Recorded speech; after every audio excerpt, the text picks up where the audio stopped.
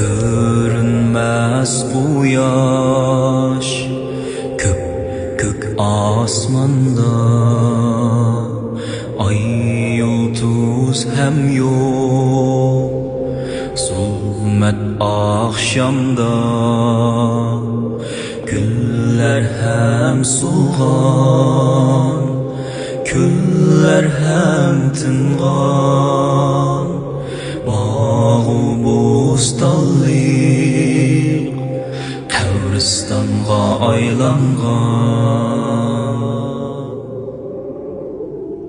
Ümit üzülgen Armanlar ölgen Vahime basgan Gül cahanni Bir mu insan yok Avat şehirde Yürer temtire Ruhsuz cesetler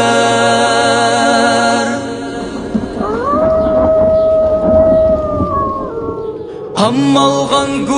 günahsiz Milyonlap masum insan Öz tilda sözleşti de Terbiyeleştiken atılar Mecburlap öylünüptü Sınırlarga zalim hayvan Yalmavuzlar buptu öyde Anılarga koşmak tuqqan İşleysen dep masum kızlar Setiliptu zavutlarga Atsız yetim balalar Tutuluptu daril tamga Özgürüp ketken Ezan tekbirler Kur'anlar köydürülüp Çıkılgan mescitler Şehit buptu zindanlarda Vay ziyali hem alimlar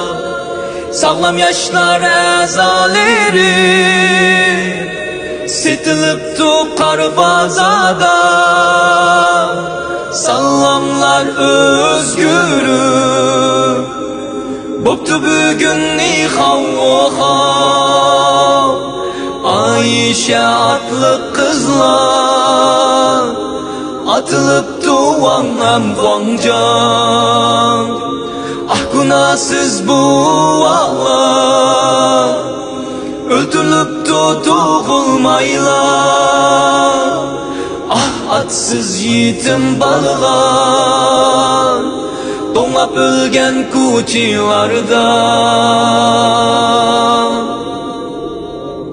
Ümit üzme aziz halkim Ümit üzme ey ana yurt Biz atlandık bu küreşke O yıl taştak uyuşup Allah verse bu nusretni Bizgilerimiz sep bulup Zalimlarni yığlatgudek Oğuz gibi küçlük bulup Lepildeydu asminimda Göz çapnitip şu günü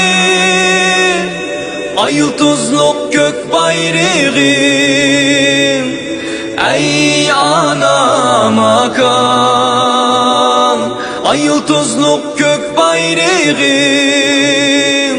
Şerqi Türkistan